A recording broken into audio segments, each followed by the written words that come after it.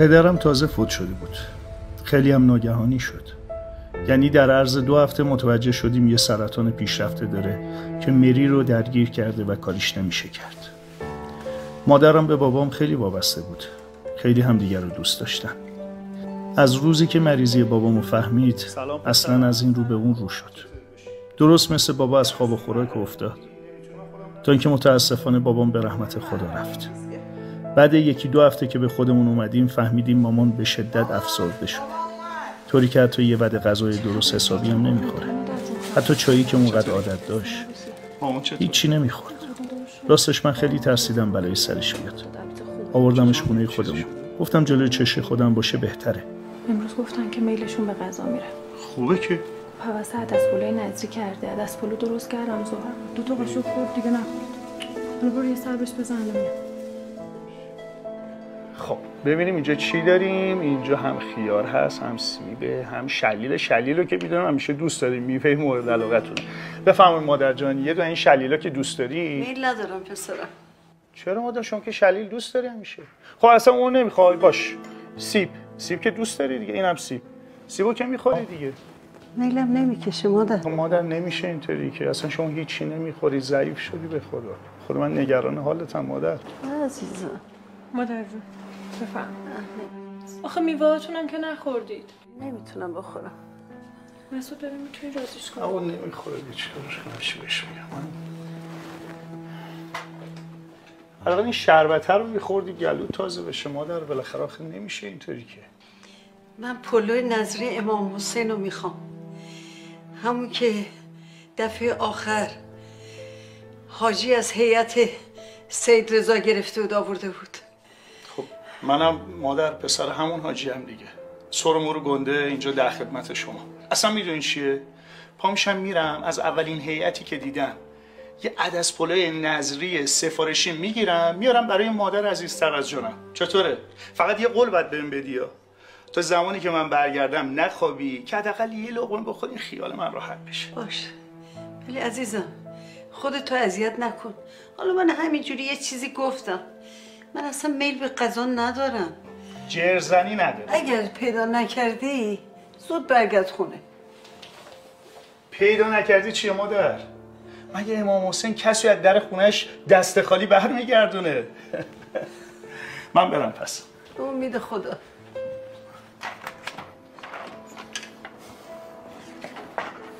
مسعود جان نبش میدو یه تکه بزرگه، هر شب داره غذا میده. اونجا هم یه سر بزن. چشم. فقط شما محبت کن، حواست به مادر باشه. تو من غذا رو بیارم نخوابه.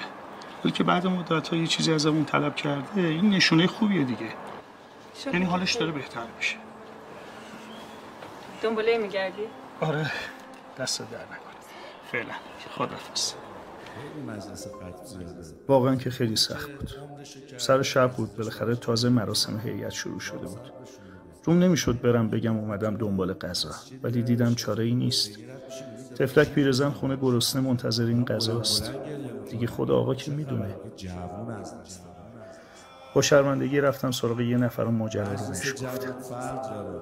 امشب جوونا باید میمونداری بکنن، همشون تک تکشون کمک امام حسین کنن.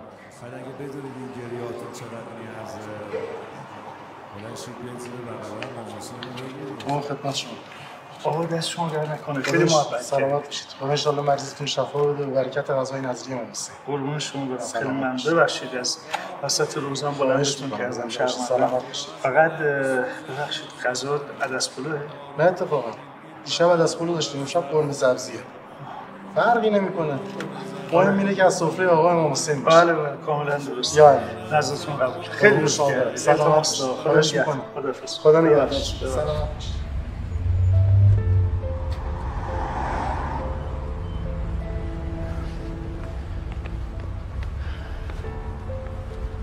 سلام علیکم. آقا پسر ببخشید امشب اینجا یعنی هیئت شام میده؟ بله تیم زنی. ببین شام چیه؟ زرش پلوه. اجازه میدیم؟ آره بفهم. ببین من برای مریض میخوام، برای خودم. حالا از بخت بد ما هیچ جا عدس‌پلو نبود. همه غذایی بود جز عدس‌پلو. تو عمرم اینقدر خجالت نکشیده بودم. میفهمیدم آدما چجوری نگاه میکنن، انگار بگن که اینو ببین از این دم و دستگاه فقط دنبال غذاست. آقا معذرت میخوام، مدیر رستوران شما هستید؟ بفرمایید. من یه پرس عدس پلو میخوام اگه دارید. ندارین؟ یه دونم نیست؟ یه پرس دارم برای کارگرمه، اونم از شانست نیومد. اشکال نداره، اصلا هر چی باشه. پولش هم میگیرم. خیلی ممنونم. بشین تا بیا. من اصلا نه. شما خودتون بدونید مادرتون دل شکسته چشم انتظار دست تو چه حالی بهتون دست میده. به خدا قسم زمین و زمان رو به هم می‌ریزید که چیزی که مادرتون خواسته رو براش بیارید. مادر من اصلا آدمی نیست که چیزی از کسی بخواد. خیلی طبع بلندی داره. اگه حرف امام حسین نبود محال بود اصلا به زبون بیاره. آقا فیش نمیدیم و به خاطر این کاغذ نداریم. حل آقا. بفرمایید. خیلی لطف کردین، ممنون.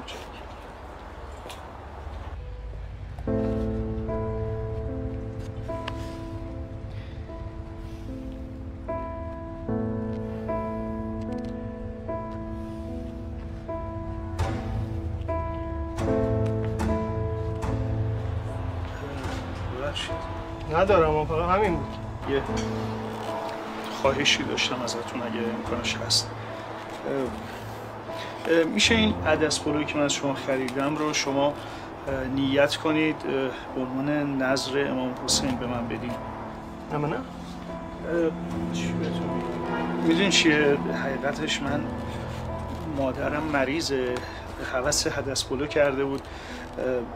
منم یه 2-3 جا گشتم تو این هیئت‌ها پیدا نکردم، گفتم بیام از اینجا بگیرم که مرد مومن تو میدونی نظری آداب خاص خودشو میخواد؟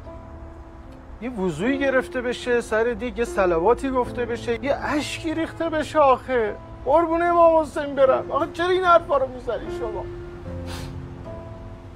بعد اون مرد مومن مگه مادرت تو رو بزرگت نکرده؟ مگه شیرت نداده؟ زحمت نکشیده؟ نمیخوای بگردی تو این شهر بزرگ فدای امام حسین برم؟ آخه سر هر کوچه‌ای، سر هر خیابونی تکیه داره نظری میدن براش بگیری. میدونی چیه؟ وقتی ما یه چیزی رو داریم قدرشو نمیدونیم. ای کاش مادر من زنده بود، هر شب میگشتم براش نظری پیدا کنم. اگه پیدا نمی‌کردم شرمندگیم 2 طرفه بود. واقعا اونقدر مستاصل شدم یه لحظه گفتم امام حسین، من که عمری سرم به نوکری شما بلند بوده، چرا منو به این روز انداختی؟ چرا من باید برم این ور اون ور جواب رد بشنوم؟ آخه آقا برای مادرمه، به هم رحم کن، آبرومو بخر. چی؟ نه همینطور دارم میچرخم، گیرم نیومده. آره اون هیئتم رفتم. نه نبود قیمت.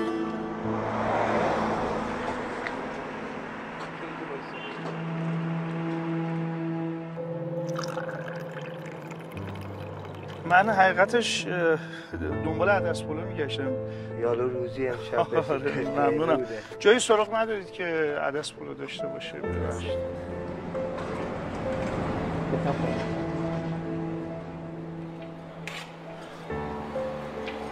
سلام علیکم. سلام. خدا قوت. خسته نباشید. ببخشید غذا چیه؟ غذا قیمه است. قیمه؟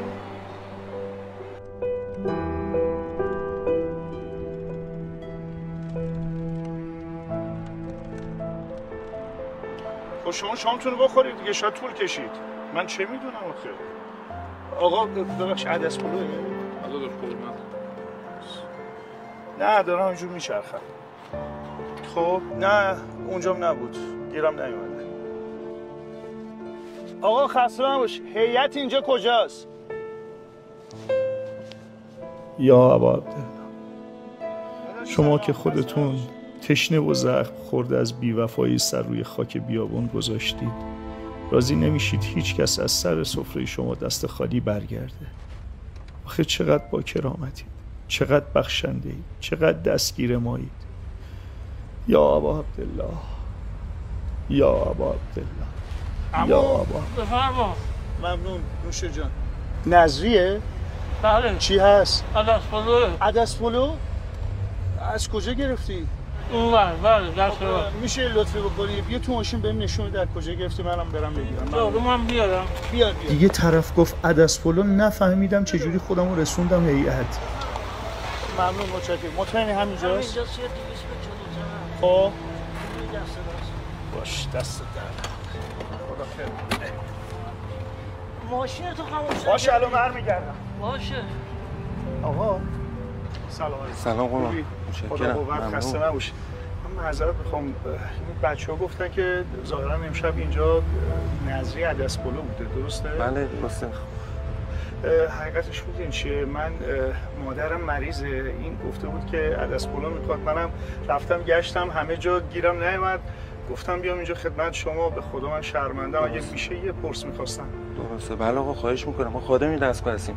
بفرمایید آشپزخونه. خیلی لطف کردید خیلی ممنونم. بفرمایید.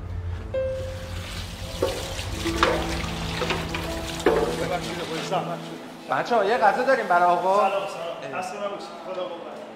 چی نداریم؟ تموم شده. هیچ نداره. چی شده؟ تموم شده؟ مگه میشه؟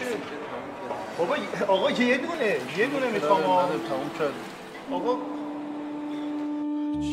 یا امام حسین چی کار داری میکنی با من؟ آقا من مریض دارم تو خونه یه دونه عدس پلو میخوام همه جارم گشتم هیچی گیرم نیومده. آخه مگه میشه؟ سهم خودتون هر چی باشه میخرم. یه دونه میخوام آقا یه دونه. چند میخری؟ چی؟ میگم این عدس پلو رو چند میخری؟ عدس پلو این همین غذای نظری اینجاست؟ آره سهم خودمه. ببین 100 تومن 200 تومن خوبه؟ نه کمه.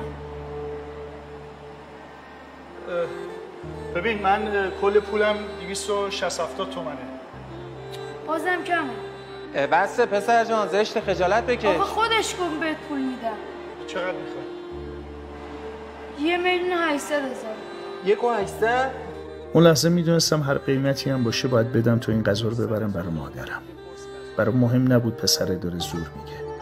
فقط مادرم و چشمای منتظرش تو نظرم میاد. ببین من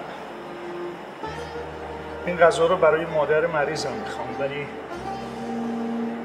باشه یه شماره حساب بده. پول به اندازه کافی همراه نیست. کارت بابامه. بگو. 52 94. آقا بفرمایید غذا بدید به مادرتون. یعنی چی؟ آقا به امام حسین ما اومدم بی معرفت نیستیم. چرا؟ ما این پول رو برای مادرمون میخواستیم برای آمپول شیمی درمانیش. خود امام حسین خواستیم که پولش رو جور کنه. تفلک امیرعلی همون پسری که گفتم غروب دیده بوده باباش داره این در اون در میزنه برای جور کردن پولام. آخه شما ببین این آقا چقدر مهربونه چقدر لطیفه چقدر به فکر نوکرشه. بچه دل شکسته تو هیئت با آقا امام حسین متوسل میشه. بعد آقا منو از اون سر شهر کشون آورده برو عدس پلو رو از این پسر بگیر که به خدا سید و شهدا من تو زندگی مگه یه بار فکر کردم دیده شدم همون شب بود. به خدا آقا تا عمر دارم شکر اینو بکنم که منو واسطه قرار داد که خیلی برسونم بازم کبه.